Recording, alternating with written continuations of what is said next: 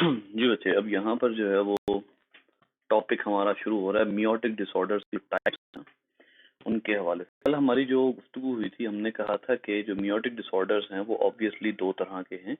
एक वो हैं जो सोमैटिक डिसऑर्डर्स हैं, सोमैटिक क्रोमोसोम के डिसऑर्डर्स हैं, ठीक है। अच्छा, ये जो इस वक्त हम पढ़ रहे हैं ना, ये असल में क्रोमोसोमल एबरेशंस हैं, क्योंकि आप लोग एक दफा पहले भी पढ़ के आए हैं। ये मेरे ख्याल है पिछले दिनों भी मैंने किसी वीडियो में जिक्र किया था इसका, कि ये क्रोमोसोमल एबरेशंस हैं बेसिकली। तो सोमैटिक क्रोमोसोम में जो डिसऑर्डर्स आते हैं, उनमें से एक डिसऑर्डर ऐसा है जिसके बारे में आपकी बहुत आम ऑब्जर्वेशन होगी, और आप लोगों को मैं अभी जो है वो दिखाऊंगा, तो आप लोग अच्छे तरीके से जो है वो जान लेंगे ये कौन से ह्यूमन होते हैं जिनको ये प्रॉब्लम होती है। ये एक डिजीज है जिसको हम कहते हैं डाउन सिंड्रोम। डाउन सिंड्रोम ये होता है कि जो 21st पेयर होता है ना, 21st pair, it fails to segregate, ठीक है। अब इसमें हुआ क्या है एक्चुअली कि 21st पेयर जो है उसमें एक होमोलॉग, एक डुप्लीकेटेड होमोलॉग, और ये उसका दूसरा दूसरा डुप्लीकेटेड होमोलॉग है, ठीक है। अब इसमें क्या होगा कि एक जो है वो सेग्रीगेट हो जाएगा, एक इधर चला गया, लेकिन जो बाकी हैं उनमें प्रॉब्लम यहाँ आएगा कि ये वाले जो हैं वो एक 21st, अब ये भी 21st है, एक सेट का ये 21st है, एक सेट का ये 21st है। इसका एक ये जो है वो लेफ्ट साइड पे चला गया, लेकिन एक ये वाला जो पार्ट था डुप्लीकेटेड का, वो अपने दूसरे होमोलॉगस पार्ट के साथ जुड़ा हुआ वो दूसरे पोल पर आ गया। अब दिस इज एबनॉर्मेलिटी, इसको आप कहेंगे एबरेशन। ये एबरेशन है बेसिकली, ठीक है। यानी एबरेशन का क्या मतलब होता है? एबरेशन का मतलब होता है कि क्रोमोसोमल पार्ट्स जो हैं वो या टूट जाएं या पूरा एक सेट वगैरह जो है वो अलहदा हो जाए तो उसको आप कहते हैं एबरेशन, ठीक है। तो 21st पेयर पे ये प्रॉब्लम आती है। ऐसी सूरत में जब गैमीट बनेगा, जो गैमीट बनेगा उसमें 24 क्रोमोसोम आएंगे।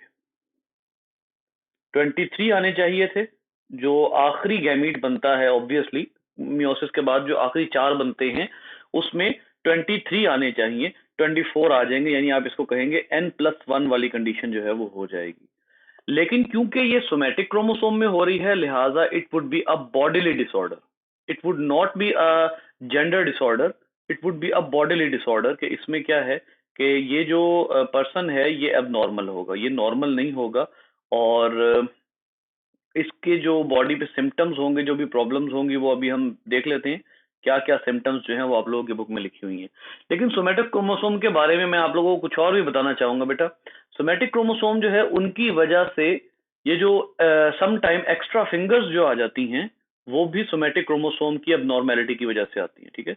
इसी तरीके से कुछ ऐसी डिजीजेस होती हैं जिनमें एक बच्चा जो है वो बोल नहीं पाता, बल्कि उसकी जो आवाज होती है वो बिल्कुल जैसे बिल्ली के चीखने की आवाज होती है, बिल्कुल ऐसी होती है। इसको कहते हैं क्राइड चैट सिंड्रोम, ठीक है। ये इस तरह से ये सोमैटिक क्रोमोसोम्स के प्रॉब्लम्स हैं। एक्स्ट्रा फिंगर्स हो गई, इसी तरीके से और भी बॉडी के प्रॉब्लम्स हो गए तो ये जो है वो सोमैटिक क्रोमोसोम्स की वजह से। यहाँ पर आप जरा देखिएगा, ये यहाँ पे लिखा हुआ है कि इसको मंगोलिज्म कहते हैं। ऐसे पर्सन जो होते हैं उनका जो फेस होता है वो थोड़ा सा चाइनीज टाइप लोगों से मिलता है, इसको मंगोलिज्म कहते हैं। अब इसमें देखिएगा कि टोटल जिस पर्सन को डाउन सिंड्रोम होती है उसमें 21st पेयर की वजह से क्या आ रहा है, 24 क्रोमोसोम गैमीट में आ रहे हैं। और अगर वो गैमीट फर्टिलाइज कर देता है नॉर्मल गैमीट के साथ, यानी अगर फर्ज करें कि ये गैमीट जो अब नॉर्मल वाला है ये है एग, और जो नॉर्मल गैमीट है वो स्पर्म है, ठीक है। ये अगर फर्टिलाइज होते हैं तो ऑब्वियसली ये 23 दे रहा है, वो 24 ला रहा है, तो ये कितने हो जाएंगे 47, यानी 2n+1 हो जाएंगे। अब यहां पर जो है वो ये देखिए, the chances of teenage mother having down syndrome child is 1 in many thousand of 40 years old mother, 1 in 100 chances by 45।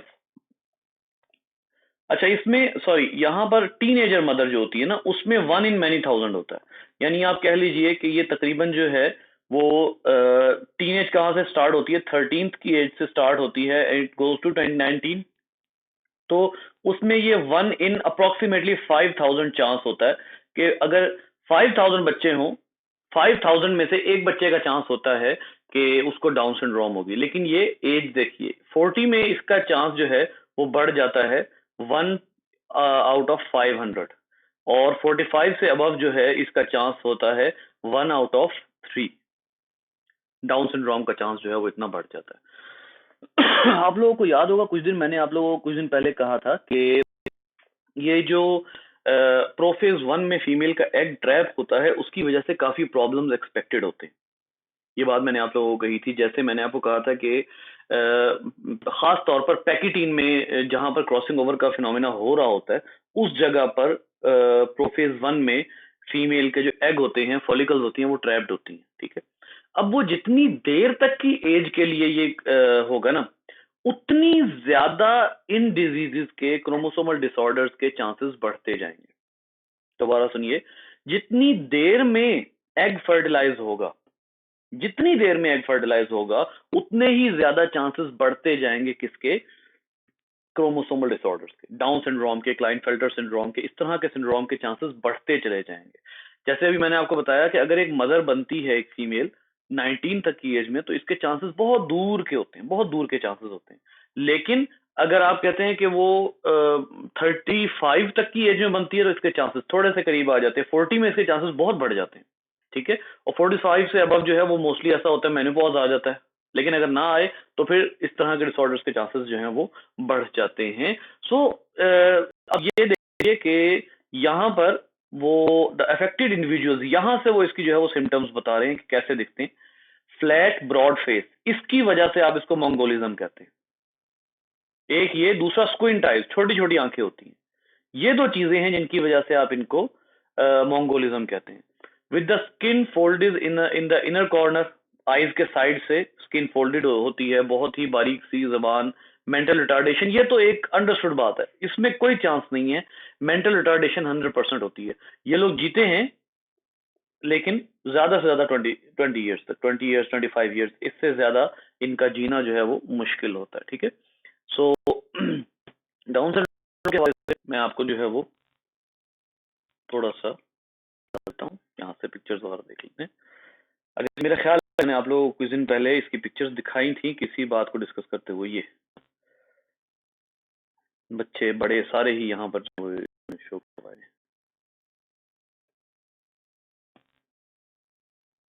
ये देखिए, ये है, ब्रॉड फेस है, छोटी छोटी आंखें। ठीक है, ये बच्चा देखिए, ये वाला, दिस इज नॉर्मल। ठीक है, तो इस तरीके से जो है वो, ये आपने अक्सर देखे होंगे। ये है, this is a teenage person may be. तो ये आपके सामने है। इसी तरीके से जो है वो, ये देखें, ये ज्यादा एज वाले भी हैं, मोस्टली बेचारे जो हैं वो मेंटली रिटार्डेड। ये जो प्रॉब्लम आता है, दिस इज डाउन सिंड्रोम। ठीक है, सो ये एक और डिजीज पढ़ा के मैं आप लोग जो है वो बताता हूँ कि असल में हमारी सोसाइटी को किस तरह ट्रीट करती है और होना क्या चाहिए।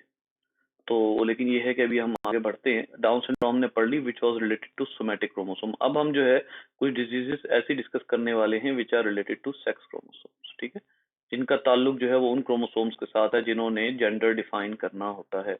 अभी जो सेक्स क्रोमोसोम है इनके हवाले से ऑब्वियसली आपको एक बात अच्छे तरीके से पता है कि 22 पेयर्स जो हैं वो सोमैटिक हैं। 22 पेयर्स, ठीक है, यानी 44 क्रोमोसोम। आखिरी जो 23rd पेयर है वो सेक्स क्रोमोसोम है। यानी फर्ज कर लिया कि सेक्स क्रोमोसोम जो है वो एक सेट के का एक्स है। अब देखें 23rd है तो एक सेट का जो है वो एक्स और दूसरे सेट का भी एक्स।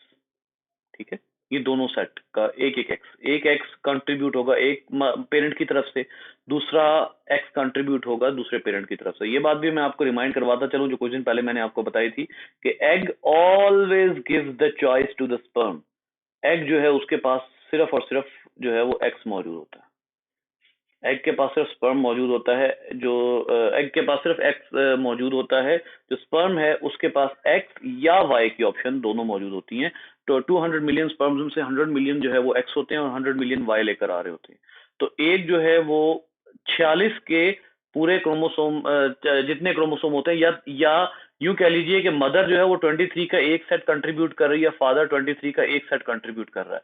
तो अब यहां से मदर के पास जो सेट है उसका सेक्स क्रोमोसोम एक्स है, जो फादर है उसके उसके 23 के सेट में एक्स भी हो सकता है, वाई भी हो सकता है। तो अगर एक्स एक्स के साथ मिल जाता है तो एक मेटरनल एक्स एक पेटर्नल एक्स, ठीक है, एक्स एक्स दोनों के, या फिर अगर 23rd पेयर जो है वो एक्स और वाई है तो आप जो है वो इसको देख सकते हैं कि इनमें अब नॉर्मेलिटी आ जाती है। अब देखिए ये एक एक्स क्रोमोसोम दूसरा, ये दोनों जब डुप्लीकेटेड फॉर्म में आएंगे, ये दोनों डुप्लीकेटेड फॉर्म में आ गए, दोनों ने डुप्लीकेटेड फॉर्म में आके क्या कर लिया, पेयरिंग कर ली, जाइगोटीन में आके पेयरिंग कर ली, ठीक है। इस पेयरिंग के बाद अब जो चांसेस हैं वो क्या हैं कि इस पोल पे कोई ना आए, इस पोल पे चारों चले जाएं, एक चांस ये भी है, ठीक है। लेकिन दूसरा चांस क्या है, दूसरा चांस ये है कि इस पोल पे एक आ जाए, ऐसे इस पोल पे एक आ गया, दूसरा जो पोल है उस पे तीन चले गए। अब ये भी अब नॉर्मेलिटी है, दोनों तरह की अब नॉर्मेलिटीज पॉसिबल हैं। यानी यहां पर भी क्या होगा, एन, यहाँ n-2 होगा, यानी टोटल इसके पास कितने आ जाएंगे, n क्या कितने का सेट होता है 23 का, तो 23 - 2 कितने रह गए, सॉरी 23 n-1 n-2, ठीक है, 23 - 2 तो ये कितने आ गए, ये 22 आ गए, ठीक है, 21, आई एम सॉरी 21।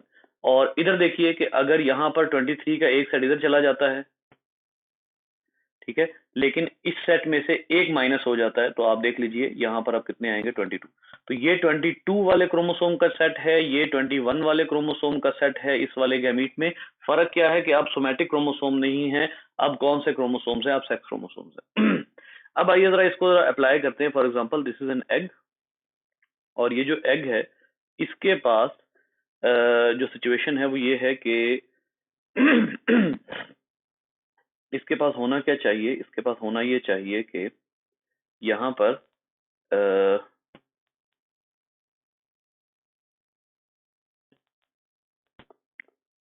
हाँ एक्स एक्स, हालांकि इस एग के पास नॉर्मली क्या होता है, नॉर्मल ये होता है कि एक एक्स लेकर बैठना होता है हर एग में, एक एक्स हर एग के पास होता है। लेकिन जब एक दफा यहाँ चला जाएगा, अब नॉर्मेलिटी नॉन डिसजंक्शन हो जाएगी, तो इस एग के पास अब दो एक्स आ रहे हैं, ठीक है। अब क्या होगा कि इधर से जो है वो दो दो केसेस ड्रॉ करते हैं हम, एक जो है वो स्पर्म आ रहा है और स्पर्म के पास जो है वो वाई है, और एक जो है वो स्पर्म आ रहा है जिसके पास जो है वो एक्स है। दोनों के केसेस हम जो है वो डिस्कस कर लेते हैं। ये देखिए अगर ये इसको फर्टिलाइज करता है तो इस न्यूक्लियस में एक्स एक्स वाई की कंडीशन आ जाएगी, और ये जो पर्सन है ही और she will be having both male and female characteristics, ठीक है।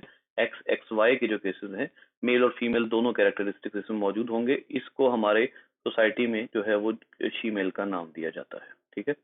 इसी तरीके से अगर एक क्योंकि एग में तो नॉन डिसजंक्शन हो गई है, यहाँ पर इस केस में क्या होगा, इस केस में यहाँ पर कितने क्रोमोसोम आ गए हैं। हाँ मैं एक बात करना भूल गया, मैंने आपको कहा था ना कि इस वाले में 22 आ रहे हैं, तो इस वाले में कितने आ रहे हैं, यहाँ पर n+1 हो गया ना, तो इस वाले में 24 आ रहे हैं, ठीक है। तो अब ये जो केस है, ये जो केस है ये वाला, ये जो हमने डिस्कस किया, ये असल में 24 वाला केस है। 24 वाले केस में आप देख लीजिए प्रॉब्लम किस में आया है, प्रॉब्लम आया है लास्ट टाइम भी 24 थे, डाउन सिंड्रोम जो हमने डिस्कस की उसमें भी तो 24 थे ना, लेकिन फर्क कहाँ आया, फर्क आया कि यहाँ पर जो क्रोमोसोम अवेलेबल है उसका सेट और है, यहाँ पर जो क्रोमोसोम आ रहे थे जिनमें प्रॉब्लम आ रही थी उसका ताल्लुक जो है वो सोमैटिक से था, इसका ताल्लुक जो है वो सेक्स क्रोमोसोम से है। तो अब देख लीजिए कि जो एक्स है वो अगर मिल जाता है तो ये जो फर्टिलाइज करता है, तो ये जो फीमेल होगी it would be a female, लेकिन ये फीमेल जो है वो एबनॉर्मली ग्रोन होगी, एबनॉर्मली ग्रोन, ऐसी फीमेल को आप मेटा फीमेल कहते हैं, मेटा फीमेल, ये एबनॉर्मली ग्रोन फीमेल होगी, और लेकिन she would be sexually fertile, ठीक है। इसमें जो है वो कोई ऐसा नहीं होगा, क्योंकि जो फीमेल है जो एक्स एक्स वाई वाला केस है उसमें फर्टिलिटी का कोई चांस नहीं है, ठीक है, वो फर्टिलिटी नहीं है। ये अच्छा खासा अरसा जो है वो जी सकते हैं, अच्छा खासा टाइम जो है इनकी उम्र गुजरती है, एक्चुअली जो है वो स्टेराइल होते हैं ये, इनका जो है वो, ये देखिए यहाँ पर यही ये 47 क्रोमोसोम हो गए ना, तो आप देखिए ना कि अब इस केस में क्या है, ये 24 है, जो एग है, जो स्पर्म वो कितने लेके आ रहा है, 23 लेके आ रहा है, 23 प्लस 24, यहाँ पर इस वक्त कितने क्रोमोसोम मौजूद हैं, 47। अब ये जो केस है, it would be Klinefelter syndrome, Klinefelter syndrome, ठीक है। ये क्लाइनफेल्टर सिंड्रोम है, और ये जो है वो टोटली स्टेराइल है, दीज आर नॉट फर्टाइल, मतलब ये कि ये आगे रिप्रोड्यूस नहीं कर सकते किसी सूरत भी, इनके अंदर ना एग प्रोड्यूस होता है ना स्पर्म प्रोड्यूस होता है। फिनोटिपिकली मेल होते हैं, phenotypically male, but have frequently enlarge breasts होते हैं, टेंडेंसी टू टॉलनेस है, ठीक है, ओबेसिटी है, स्मॉल टेस्टिकल्स होते हैं, स्पर्म्स वगैरह कोई प्रोडक्शन नहीं होती, ठीक है। अच्छा, under developed secondary sexual characters, मतलब इनमें कोई जो है वो किसी भी किस्म के जो मेल के कैरेक्टर्स होते हैं, मेलनेस के, दाढ़ी वगैरह, बॉडी बॉडी हेयर वगैरह, आवाज का भारी होना, वो नहीं होता, ठीक है। सो यहाँ पर एक और कंडीशन उन्होंने दी हुई है, 48 क्रोमोसोम्स, मतलब 44 क्रोमोसोम है, 3 एक्स और 1 वाई आ गया।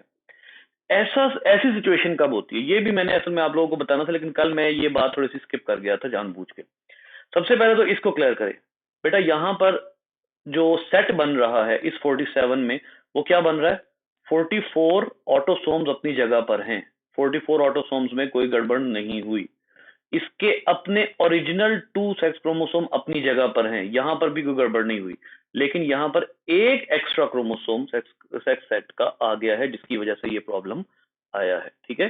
तो ये है टोटल इसकी जो कैरियोटाइप बनेगी। तो आपने फिनोटिपिकली देख लिया, फिनोटिपिकली मतलब बॉडी बॉडी वाइज उसमें क्या क्या चेंजेस आएंगे। अच्छा, एक तो ये हो गया। दूसरा ये कि अभी उसने आप लोगों के सामने क्या कंडीशन दी है, एक्स एक्स एक्स और वाई। ऐसा केस भी हो सकता है, ऐसा केस भी सम टाइम अकर हो सकता है। ऐसे केसेस में जब 4-4 क्रोमोसोम का प्रॉब्लम आए ना, तब नॉन डिसजंक्शन दोनों में होती है, मतलब मियोसिस 1 में भी हो जाती है और मियोसिस 2 में भी हो जाती है। ऐसे केस भी आ जाते हैं, इतनी सवियर नॉन डिसजंक्शन हो, इतना सवियर प्रॉब्लम आए कि जो नॉन डिसजंक्शन हो वो पहले M1 में हो और फिर उसके बाद M2 में नॉन डिसजंक्शन हो जाए, और बिल्कुल ही सारे क्रोमोसोम सेक्स क्रोमोसोम एक ही जगह चले जाए। तो ऐसा डिपेंड कर रहा होता है एज पर, और इसके केसेस बहुत रेयर होते हैं। इसी तरीके से टर्नर सिंड्रोम है, टर्नर सिंड्रोम जो है ज्यादातर ये अबॉर्ट हो जाते हैं। अब इसमें क्या है, 44 क्रोमोसोम इसके अपने, यहां पर कितने होने चाहिए थे जी, यहां कितने होने चाहिए थे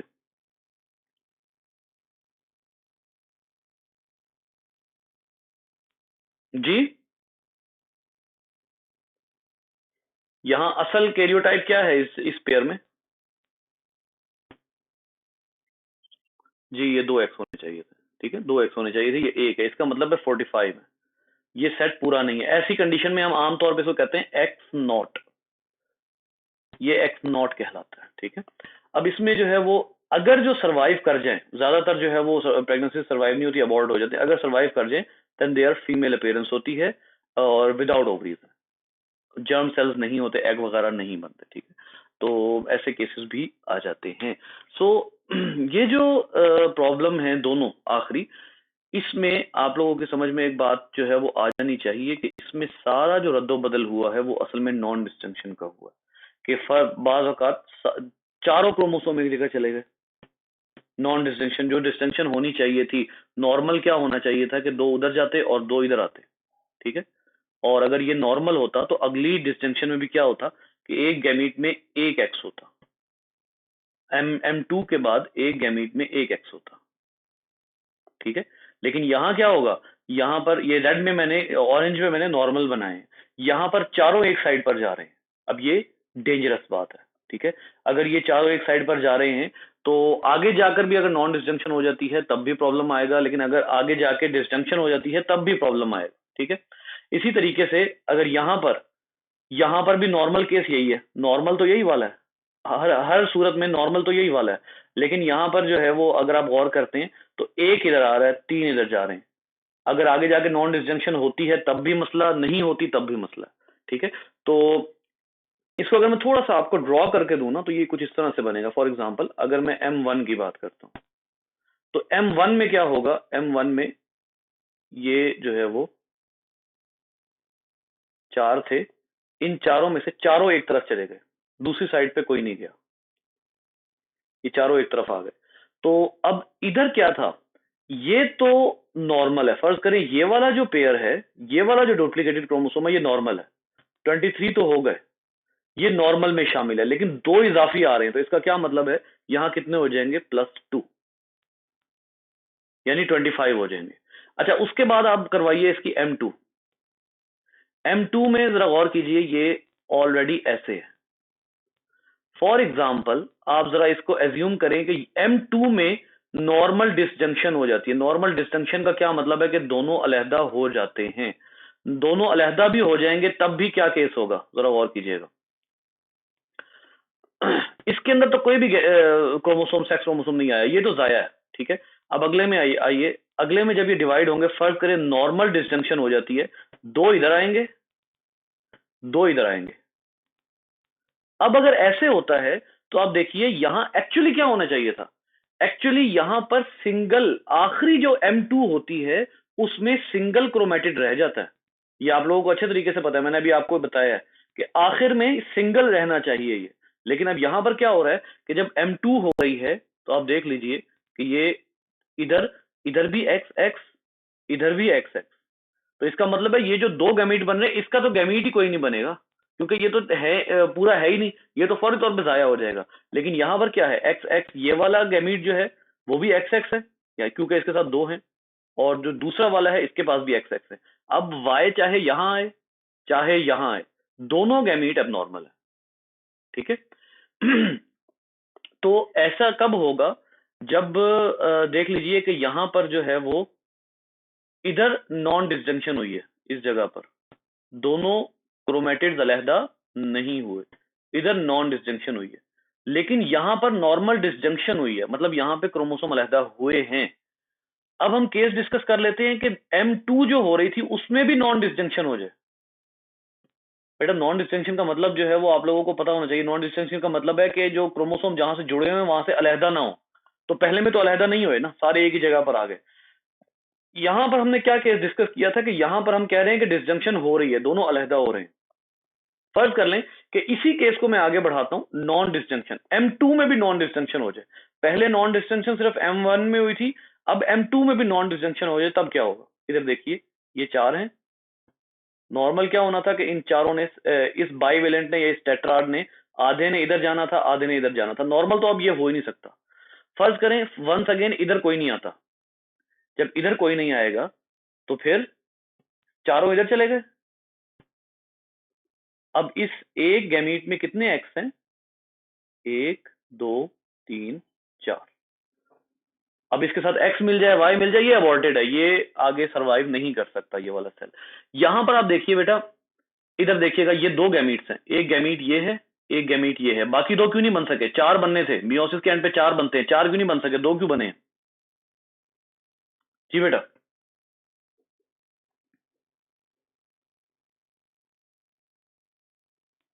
हाँ भाई, चार क्यों नहीं बन सके, डायग्राम ओपन कर रहा हूं मैं, चार क्यों नहीं बन सके, दो क्यों बने, एक गैमीट ये, एक गैमीट ये।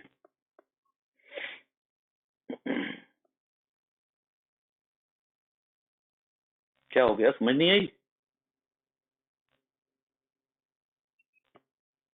मैं कह रहा हूं कि M2 के बाद चार बनने चाहिए थे ना, होना ये चाहिए था कि यहां पर चार बनते गैमीट्स, 1 2 3 4, चार गैमीट्स बनते, बने दो हैं, क्या वजह, ये दो बने हैं, पहला और दूसरा, बस।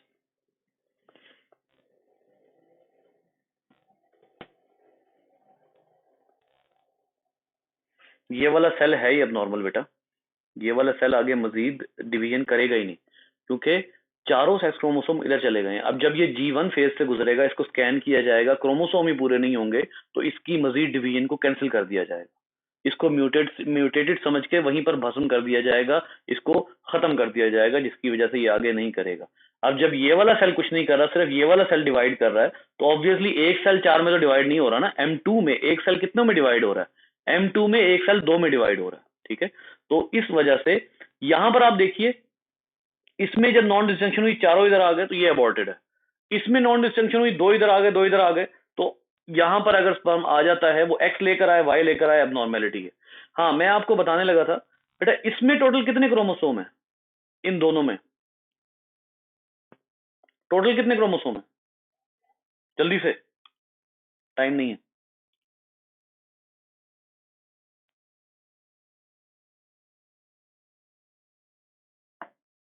इन दोनों केसेस में ये जो दो मैंने गैमीट बनाए हैं, ये वाला और ये वाला, इनमें कितने क्रोमोसोम है?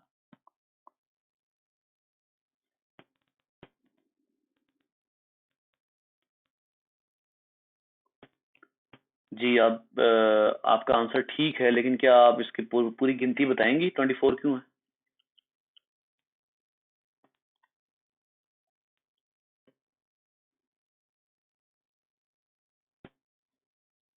जी बेटा, किसी और को इसकी जो है वो पूरा इसका नंबरिंग याद हो कि ये 24 क्यों है? 24 ठीक आंसर है।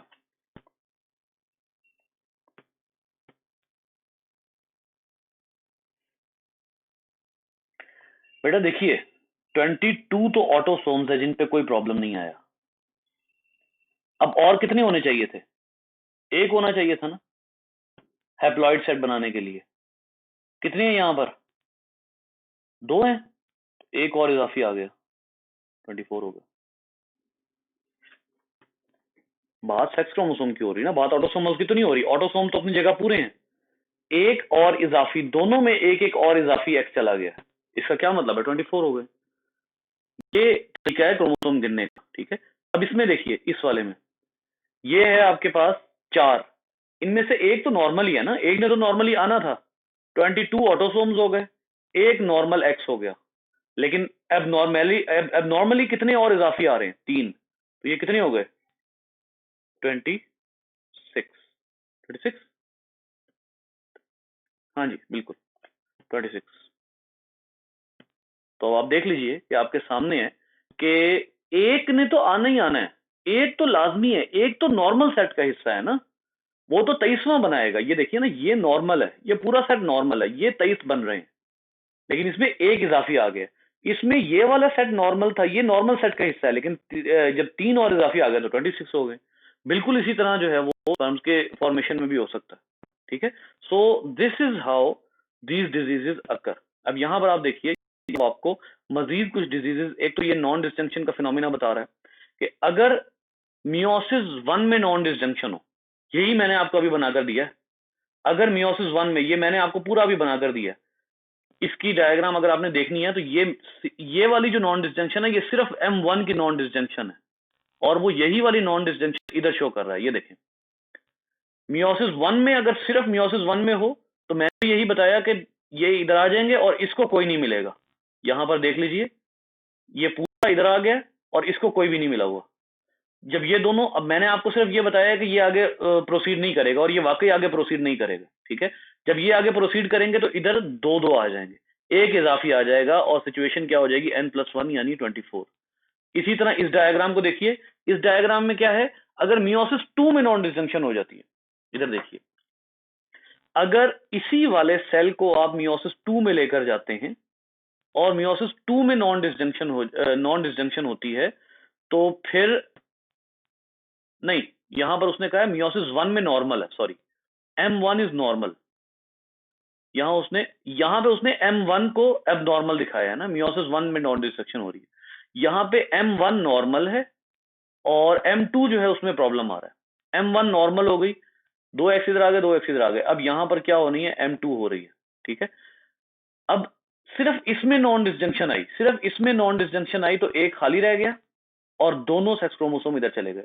यहां पर ये नॉर्मल है, क्योंकि इसमें एक एक आना था, अल्टीमेटली एक एक ही क्रोमोसोम दोनों गैमीट्स को मिला है। तो सेक्स पेयर कंप्लीट किसी भी गैमीट में नहीं आएगा, किसी गैमीट में सेक्स पेयर कंप्लीट नहीं आ सकता। हर गैमीट के लिए अलग अलग सेक्स क्रोमोसोम एक एक होगा, किसी में एक से ज्यादा दो इकट्ठे आ गए वो एबनॉर्मल है। तो आपके सामने है ये सारी डिवीजन, ठीक है। इसमें सबसे पहली बात यह है कि आपको ये समझना है कि नॉन डिस्जंक्शन का जो केस है वो क्या है, ठीक है। मैं एक छोटी सी डायग्राम दोबारा बना रहा हूं, जिसमें हम शुरू करेंगे जाइगोटीन से, ठीक है। अब इसमें दोनों केसेस में ड्रॉ कर लेता हूं। एक केस क्या है कि, बल्कि इसके कई केसेस बनते हैं। फॉर एग्जाम्पल आप एक केस ये बनाते हैं कि जब ये सेपरेट हुए तो एक जो है वो अपने ओरिजिनल वाले क्रोमोसोम से सेपरेट होके आ गया, डुप्लीकेटेड से सेपरेट होके आ गया। एक केस क्या है कि जब आपने M1 कंप्लीट की तो चारों के चारों जो हैं वो एक ही सेल को मिल गए और इस सेल के पास कोई नहीं गया, यानी कि यहां पर भी दो बनने थे, यहां पर भी दो बनने थे। चले मैं ये नीचे वाली डायग्राम मिटाकर इसको जो है वो ऊपर ले जाता हूँ, इसको ऊपर ले जाता हूँ।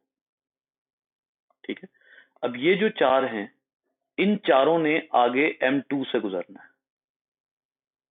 ठीक है, M2 से गुजरते हुए इनके दो केसेस हो सकते हैं।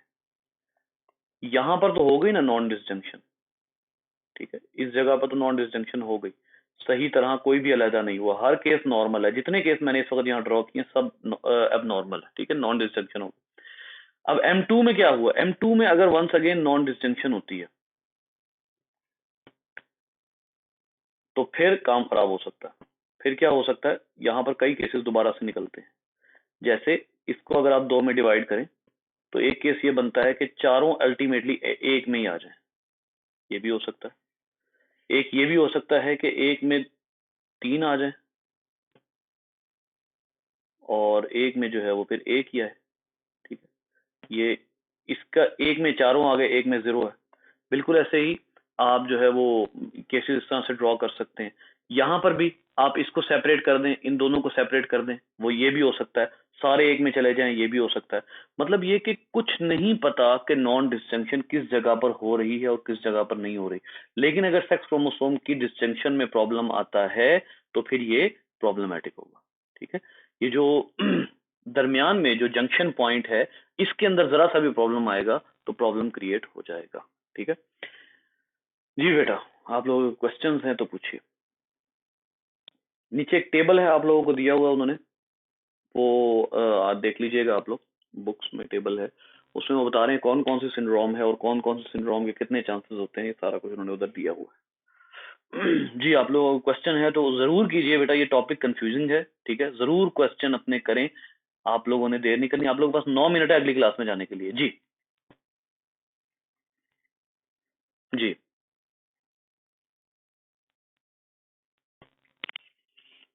हम्म हम्म।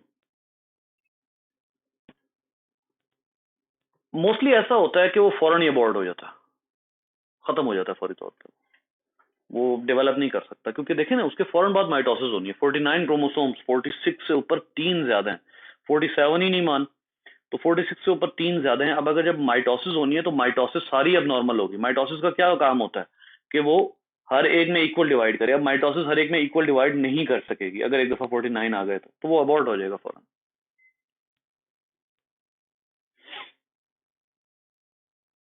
हाँ, वो टर्मिनेट हो जाएगा, मतलब आप यूं कह लीजिए कि वो एक तरह से टर्मिनेशन सिग्नल होगा उसके लिए, वहीं पर खत्म हो जाएगा। G1 जो है वो आगे प्रोसीड करनी नहीं देगा मजीद इंटरफेस से।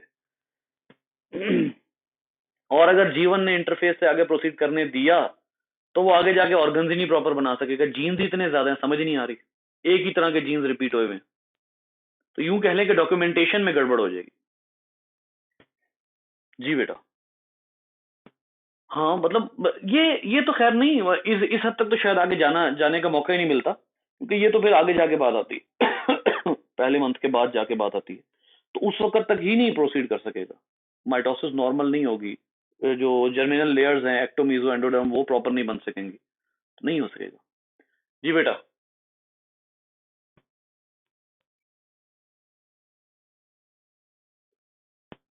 और कोई सवाल? अगर आप लोगों को कोई पॉइंट नहीं समझ आया प्लीज अभी फौरन बोलें, क्योंकि मुझे पता है कि नॉन डिस्जंक्शन थोड़ा सा पजलिंग है कि फलां जगह पे नॉन डिस्जंक्शन हो तो क्या होगा, मियोसिस 1 में हो तो क्या होगा, मियोसिस 2 में हो तो क्या होगा।